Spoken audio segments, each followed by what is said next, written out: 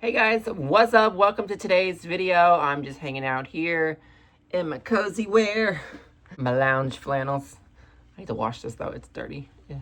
Hope everybody's well. I'm great. I'm actually off today on a cold, rainy day. As much as I don't like cold and rainy days, I love a cold and rainy day at home where I'm just trying to be lazy. I'm really trying to be lazy today and not do anything. And I feel lazy and I feel like I don't even know how to explain it, like mind clustered. I feel like I'm just I think that my body's just like on my mind is like I'm just relaxed, like lazy, not getting my thoughts across. Ugh. I'm always on the go. So when I actually do like try to do nothing, I really struggle with that. And it shows. No. But I'm trying. I may go out later to the park. I'm just trying to get out of the house. But whatever. We'll figure it out. But I needed today. It's like it's very hard for me to relax and just do nothing. But like I feel like I needed it. These last few days have been stressful for me, hell at work. It's Black Friday weekends. First of all, I hope everybody had a great Thanksgiving. Mine was great. Got to see the family. Had all the food. It was like a whole thing. And then I had a migraine. The morning after and the evening and then the next day. It was like back-to-back migraines. Not about it, but I don't know what that was about. But anyway, but my Thanksgiving was great. Black Friday onward was pure shit. Working in retail, it's very tough. It's a very tough job. And everybody should experience retail at some point in their life. And I think a lot of people, at least where I work, like the customers that we have at our store, are very either they don't know a day in the life of retail or they've lived retail and now they look down at us because I was that at one point, but look at me now and look at you. Like, it's very that where I work. But also, it just feels like there's less of the good people who actually see you and appreciate you. And there's definitely more of the, look at you, look at me. It's very, I can't. Where I live in general is like that. Everybody's about, money and social status. And if you're not in a certain kind of tax bracket, get the fuck away from me. But, whatever. I'm just one of a few misfits where I live. And I am good. Cheers. Drinking some hot chocolate. Love it. Tim Hortons. Tim Hortons is coming around. I've always wanted to try Tim Hortons. I know it's more up north. But this year, I've been seeing like Tim Hortons in stores, like hot chocolates, coffees, like everything. Yeah. So I was like, ooh, so I'm drinking the Tim Hortons hot chocolate. Pretty good. So I may have to, when I go up north next, I may have to, step foot in the actual Tim Hortons. Let me see what Tim's all about. It was very tough. They expect you to, they expect so much and they get mad when certain things are not, up to par and you can't respond to anything other than like, yes, sir, we'll do better. And you have to act like and give these action plans, these positive, uplifting action plans, like, okay, like, it's just unrealistic, out of reach. Like, and I don't care that other stores do it. I hate when they say like, other stores are doing it. They've got the same product, same expectations. No, so many factors that people don't want to fully look into, like weather's one thing, types of customers are another thing, and yeah, it does come down to talent. Like if you have people who suck ass, there, you're not gonna really make that impression as a customer. And I get like that also does factor, but it's not just that. And people like the people in retail, corporate America think that's just what it is, talent. And it's not just talent. But they don't care what I like. We're just the puppets, they're the puppeteers, and if you work in retail, it's pretty much all Like I really want to explore other options in January, like after the holidays. But I feel like it's tough when retail's all You really can't do anything else because anything that's not retail, for the most part, will require something that you don't have, like degrees or certain experiences. And you can't be a front desk person, a receptionist. You can't work for a hotel, call centers, credit unions, banks. Like, I don't know, things that are not retail require some sort of something, unless you know a guy who knows the guy, I don't know, I really want to explore it. Like, it was just a really overwhelming Black Friday, and they said Black Friday, it was like absolutely insane this year. And they did say in some kind of report, now how they figure out these reports and where they get the reports and where the reports come from, I don't know. But they said that this Black Friday was one of the biggest Black Fridays since pre-COVID. And I kind of believe that. Like, insane, even though a lot of stores now will do like the week of for Black Friday instead of just the day, or they'll do like a whole month, the day of, it was absolutely insane. So I was like, oh my, like, I believe it. Our store did like almost $48,000. Still didn't make sales plan, but and it was so wrong that we didn't make sales plan. I'm like, give me a fucking break. Like shit. Like, go eat a Snickers bar and you'll feel better. And then like the orders, like online orders that we have to do, and they really depend on that. My company is very pick me girl. They're trying to be the it girls, but they're failing on so many levels. And I'm just like they're missing the mark compared to these other stores. I'm sorry. And I know they have analysts, and there are jobs and careers that people do that they figure out, and that's how they figure out promotions, demographics, sales, who is the target. I get it. It's a whole hoopla that I would love to learn one day, maybe. That's my career. But they're missing the mark. They're missing the mark on trends, missing the marks on the demographics, missing the marks on the product, missing they're just the sales, promotions. Black Friday, like, they kept going down in sales. And I guess that's how it used to be. Like, Black Friday was one sale. The Saturday, the Saturday after, the next day is a different sale. Cyber Monday is a whole other thing. Then they do like a bonus day, but then they're like separate sales online, but they're going to do it in store. It's a whole hoopla. People really do their homework. Our customers really do their homework to try to pull a fast one on us to get deals, extra discounts, and it's just one after another. So many people, and that's the company's fault for allowing that shit, because there are some companies and stores who are so strict. They've trained their customers, and we can't train our customers at this point. That's what they're trying to do. They're trying to become a luxury, like, lifestyle brand. It's too late. You can't.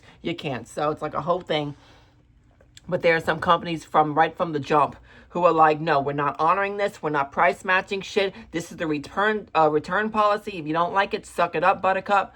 And if you want to take it a step further, kindly fuck off, And then customer service for us is so stupid, because they're just like, well, call the store.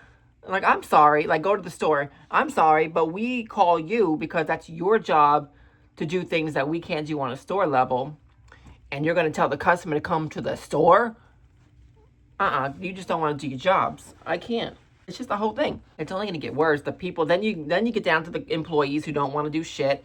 Nobody works as fast as me, so I feel like I'm always doing 100 plus things at 100 miles an hour, and I don't have to, and I don't know how to just turn that off. I can't. I'm too good of a hard worker to belittle myself and not do that, if that makes sense. That's not how I was raised. I was raised to hustle.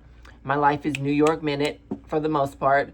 So that's how I go at work. The minute I step in the door, I'm like, I'm going, I care too much, and nobody else seems to care as much. And then you have certain people who you work with who just different strategies, different styles. It's funny to me. It's always funny to me what people are passionate about versus things that they're not. Like, there are things they're going to be stressed about versus things that they're not stressed, which they should be more stressed about this, but they're stressed about that instead. They're not enforcing this, but they're enforcing that. It's very mind-boggling, or like mind-fucking, mind clustering. So it's like a whole thing. And then another thing that I never understand, I don't know how other stores really do like their inventory.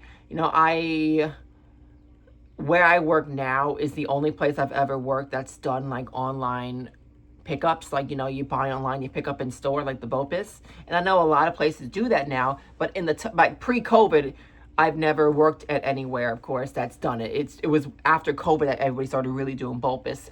But what I've noticed, at least from our store, they don't send us enough inventory, or they send us like 300 plus orders a day, and we can't even find half because people are stealing it too, and we can't. That's a whole other thing.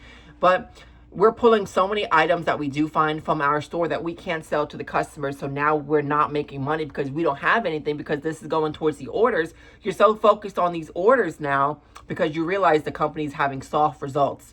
Well, that's because you're missing trends and marks and sales. And anyway, but where this money is not going to our store. This money is going for your company, your corporate office. It's helping your bonuses. It's not helping us. It's not helping us make our sales plan, because we don't have shit to sell to these customers who want shit that they see all over the advertisements on social media, the billboards or whatever, on these posters hanging in the windows, but we don't have it. Why? Because I pulled them all for the orders. And these people are like savages. They are ordering entire size runs of this shit in one day. So we're not having anything. And then we short things because we can't find it. People are like, oh my God, I see it. I'm like, it's like a whole hoopla. And it's just like, I'm just, I can't. And then you wonder why, like, we get in trouble if we can't get a certain percentage of the online orders. But I'm doing other shit also because nobody's working like me. I'm the only one that's working fast. I know I can get it done. And the people see that I can do that. So that's probably another reason why they don't do whatever. But I know people are not going to care the way I care. So I feel like I have to do it all. So, I'm putting a lot on myself. But also, there's no coverage. There's no staff. The staff we do have is not, they're not doing it. They're not understanding it. And when you try to correct it or coach anything, everybody's so sensitive. Everyone's like, oh my God, like, it's a whole thing. And I'm just like, oh my God. So I'm like, I'd rather sit in a boring office 9 to 5, have my weekends and holidays off with a good salary job. I don't care if I'm bored, computers, drinking coffee. At this point, I'm good. I'm ready. I'm good. So, am I cut out for the office? I don't know. But I'd be giving cute looks in the office if I have an office job. A little oval, not oval office, like those little cubicles. I'm going to be cute in my little cubicle with my little outfits. Then I'm like, okay.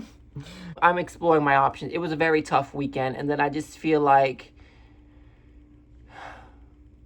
when certain people and things get a little bit lifted in a way, I'm not trying to like say who I want to talk about at this moment, but it's like when certain people come back around, they're acting like it's fine. It's like, don't tell me it's fine. And I'm just like, I'm stressed, and I don't get stressed. I mean, no, I do get stressed, but I'm very team player, like overly team player, which is like, it's probably why I get walked over in general. But anyway, very like, I don't open my mouth. I don't say shit. I've got a job to do. We all have a job to do. It's paying my bills. I'm shutting up and I'm going to do what I got to do. And I don't clash with people. I don't have issues with people. You tell me something, I'm going to just do it. It's fine. If I have a concern that I feel like is going to be a concern that may or may not benefit the business, then I'll open my mouth. But like otherwise, like I get along with everybody and everybody loves to work with me because they know I'm like the chill one, the good one. I'm the one I just have a different management style than a lot of people that I've worked with. Not just this job, but other jobs in the past. I was always everybody's favorite, not to brag, but I was literally always everybody's favorite manager to work with because they knew they were going to have a great time. We were going to be chill. We were going to be vibing. We're going to be making the money. We're going to be doing our jobs, but it's not like you have these managers that are like, either they care way too much where they're very strict or they don't care enough. I'm like a good in the middle. With me, people know what they've got to do. I don't have to open my mouth unless I see it's an issue that's going to benefit the business. But, that's just my manager style. But not everybody has the gifts. Anyway, just retail in the holidays. I give credit, to everybody that is working retail, and it's getting tough. The customers are getting more and more snobby, and it's just like, everybody wants that discount. And I understand it's a tough world, but it's the company's fault for training these customers, for letting customers get away with shit too much. And I even heard on calls prior to Black Friday, just do it for the customer. Just do it. Don't even worry about the issue. Just do it. I'm like, oh, great. So HR is going to get flagged for all the shit that we're doing. And, it's like a whole thing, and they don't care. I'm like, no, we're setting the tone to let people get away with shit, and I know not to, anyway, no, I'm not going to say what I want to say. I know there are certain stores within my company, different regions that are more strict, that won't. But where I live in my region, absolutely not. I'll just keep it at that. Don't even get me started on the favoritism within my company and certain people, who get paid more than others. That's a whole other thing. Who require more travel needs and certain things. Like, that's a whole other thing.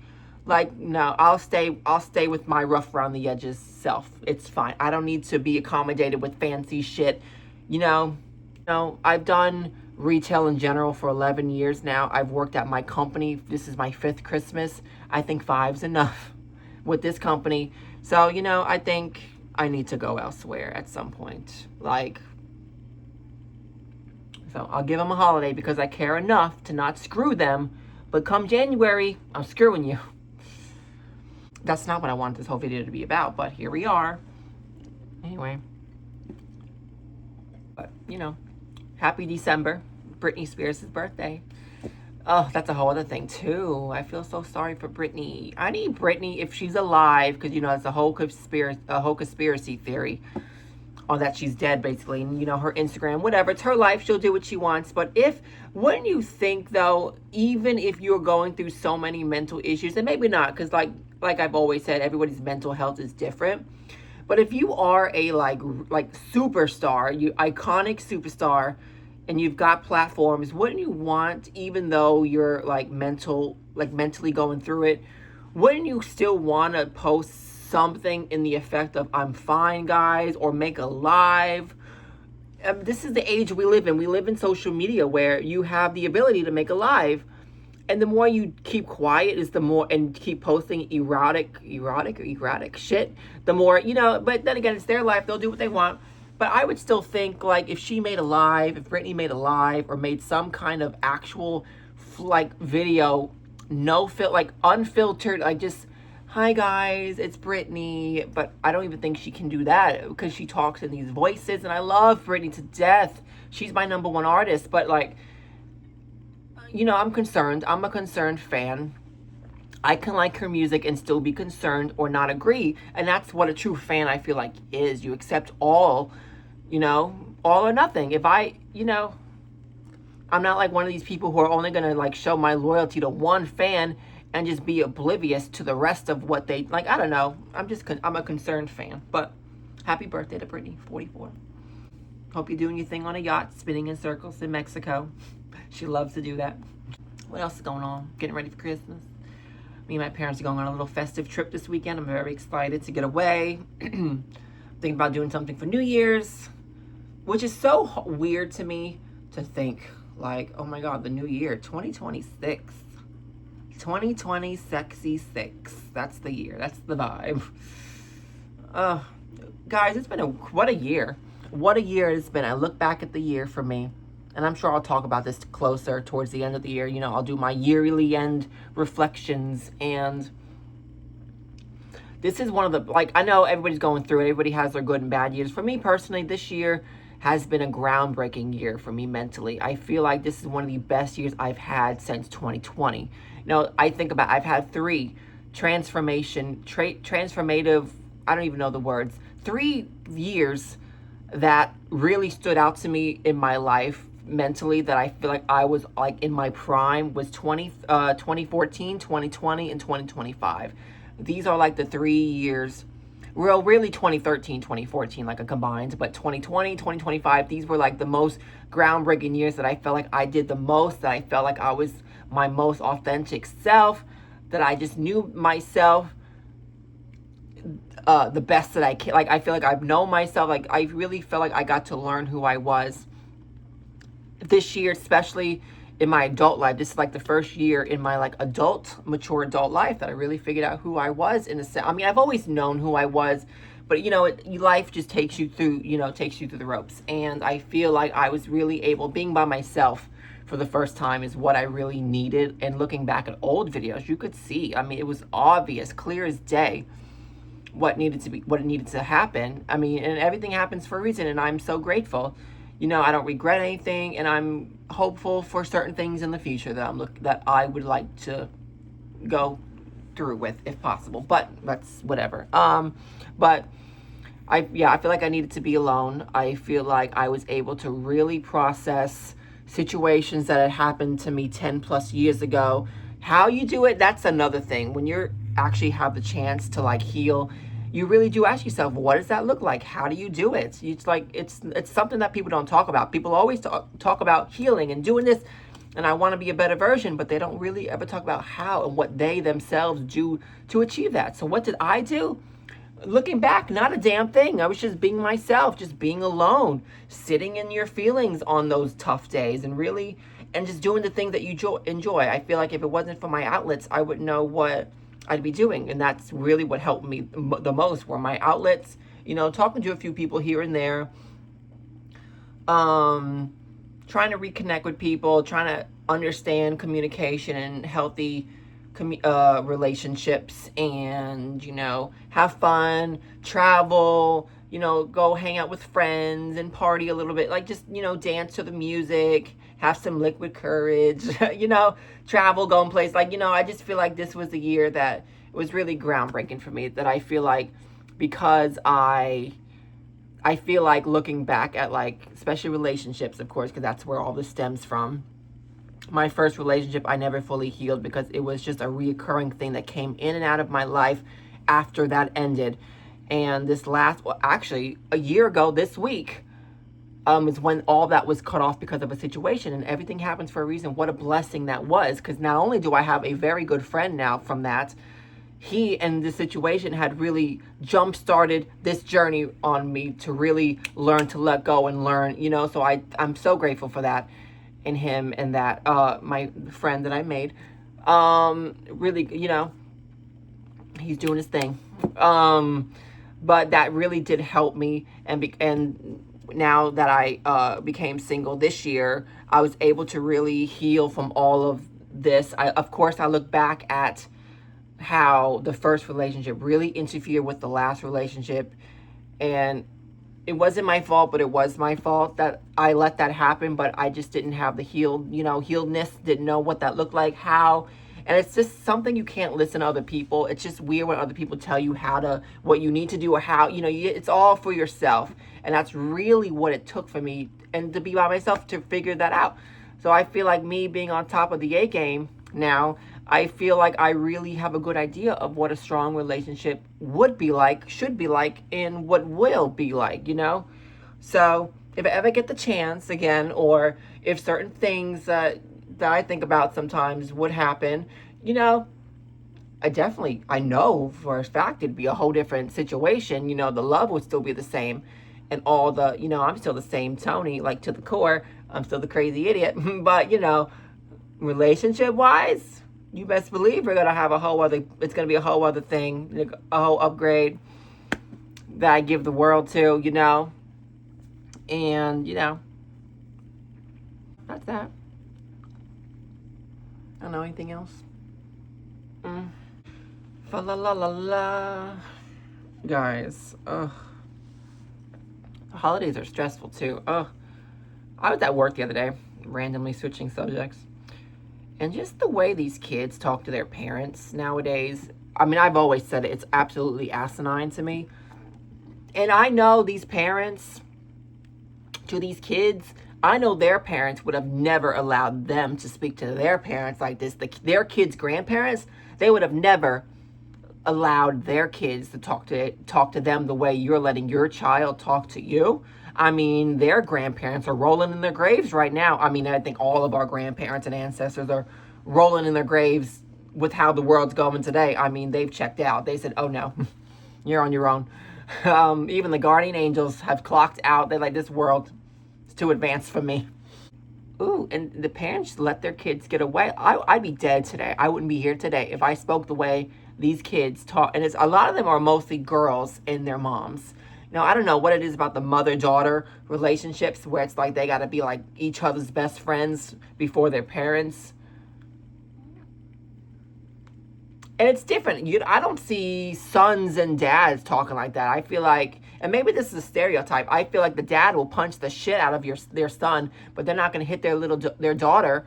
But and I think that's a conversation that people don't have. That now that I think about, that's not a conversation that we really see. And maybe it should be a conversation. At least to me, I never see a dad and son going at it the way I see a mother and daughter going at it. I feel like a father figure, I mean, this could go either way. And mothers are bad too, but I feel like it's more of the stereotype where a dad to their son or their kids, they get more of the abusive rep. But a mom can do it too. I watch the ID channel. Not to sound like uneducated with this stuff, but my personal experiences of what I see more mother-daughters going at it. The daughter screaming at their mom, and the mom is not doing anything. If a daughter screams at a dad, he's not doing anything. But if a son screams at the mother, I see the mother kind of stepping up a little bit more, like, who the fuck are you talking to? And if a son speaks to a father that way, dead. So, yeah. And that's how it was with my family. Of course, us being kids, we were raised very well. But, you know, of course, as kids, also, you talk back. You say, you know, I was more afraid of my father than my mother. My mother is not afraid to open her mouth. But, you know, it was always the father. You like, you know, more verbal. But, you know, had a great childhood still, don't get me wrong, and I love my parents to death. But, you know, you're a kid, you know, you talk back, you get upset, you have these temper tantrums, and you learn, you know, what to do and what not to do. But the way these kids, I'd be dead if I spoke the way these kids speak to their parents, you know. So I think we'll cut this video short here, guys. I think I've rambled enough. Hope you guys enjoyed it. Leave a comment down below on anything that you want. What are your plans for the holidays? What are your shopping stores? Where are your go-tos? And what are your thoughts of what I talked about today? Leave a comment down below. I'll get back to you, and that be that. So thanks for watching, guys, and I will see you in my next video. Bye.